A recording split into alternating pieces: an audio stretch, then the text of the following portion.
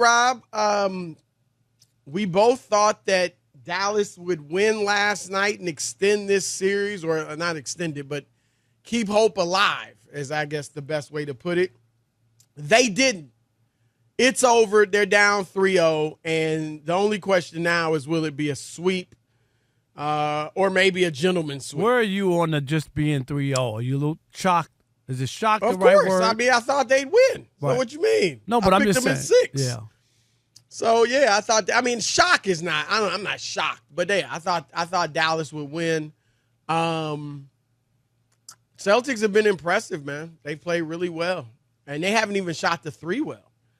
But their defense has been fantastic, and they were made. They're really built. This is a good matchup for them because the Mavericks are a 2-man team.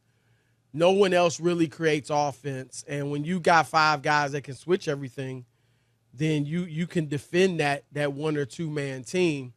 And they're guarding Luka and Kyrie one-on-one for the most part. So good for the Celtics.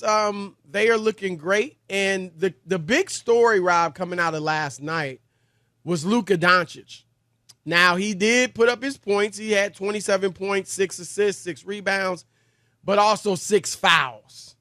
And Rob, NBA players are notorious for complaining to the referees, but Luka's on a whole nother level. He's ridiculous. It's a turnoff to watch. I got to admit. He's on another planet when it comes to complaining. It's just ridiculous. And it probably somewhat drains his teammates a bit.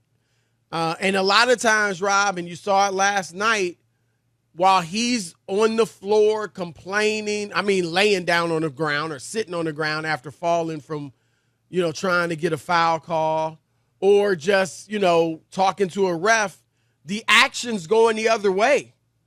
And Boston is scoring while he's complaining or trailing the play late because he was complaining.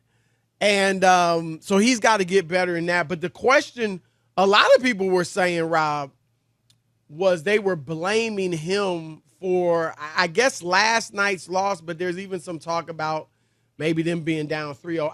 Look, his defense is atrocious, and it needs to improve. It's been some of the worst. There's a statistic from Second Spectrum.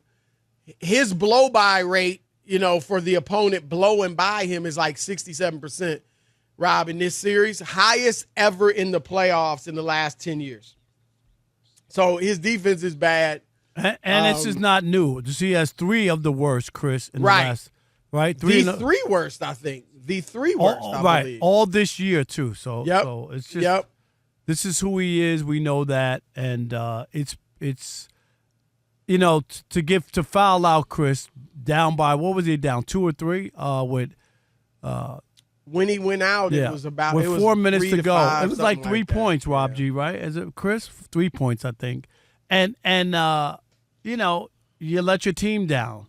You can't do it. You got to be very careful when you have 5 fouls, Chris, playing down the stretch. That game was still within reach, obviously, with 4 minutes to go.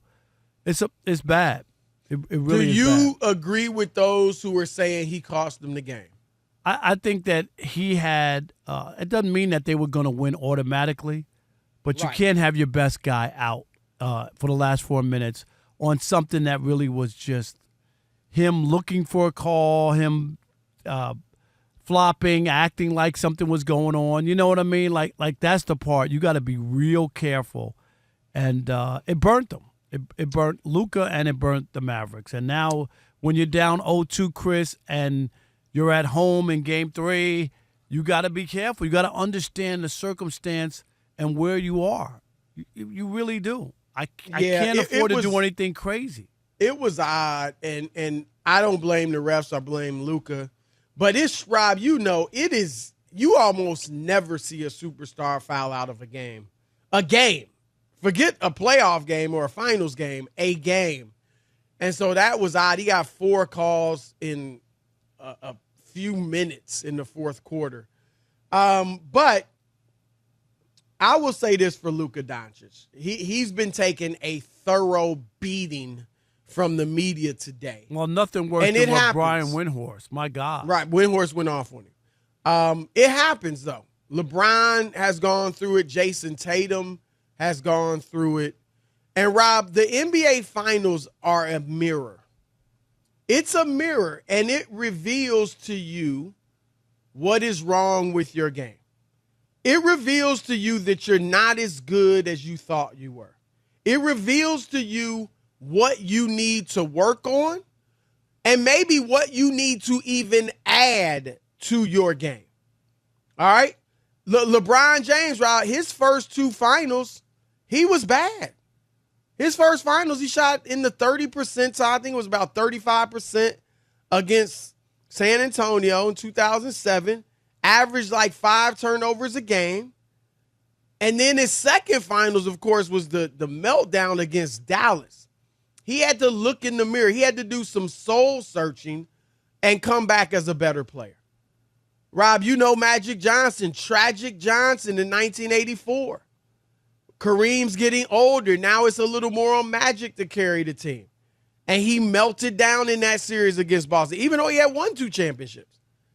And he had to look in the mirror and deal with it. All right, how can I get better? Larry Bird, I've talked about it, Rob. 8-point game, 8-point game, 12-point game in his first finals. Now, they won, but still, he had to learn from it. I don't think it happened to Jordan. His finals, he was, I'm not saying you can't lose, but when you kind of are the reason you're losing, or at least, you just don't play close to your best. Let me put it that way. I think, though, Jordan, Rob, in the Eastern Conference Finals matchups with Detroit, with the Jordan rules, he did learn, I've got to get stronger. I've got to get in the weight room. Looking in the mirror. And Shaq, Rob, swept in his first finals and outplayed by Hakeem Olajuwon. So what Luka Doncic needs to do is look in the mirror. Don't blame your teammates, even though, you could point to them, but don't do it. Don't blame your teammates. Don't blame the referees. Go into the lab and get to work. You got to lose some weight. You've got to increase your stamina. And you've got to improve your effort on defense. We don't expect you to ever be a lockdown defender, but you can improve your effort mentally and physically defensively. Because if he does it mentally, Rob, Steph's not a great defender, but he's improved because he's learned mentally, okay, I'm going to be where I'm supposed to be. I'm going to hustle. I'm going to give effort on this end of the floor. And that's where Luka needs to get. And I would even say, last thing, Rob, offensively, this is for the whole Mavericks, Jason Kidd, Nico Harrison, the GM. They got to figure out, Rob, I've talked a lot about, I don't believe we've ever seen anybody in a heliocentric offense win the championship.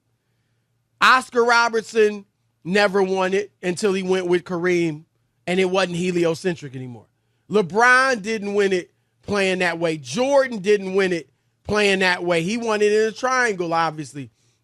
James Harden, and it's 1 or 2 man basketball is not generally going to beat 5-man basketball.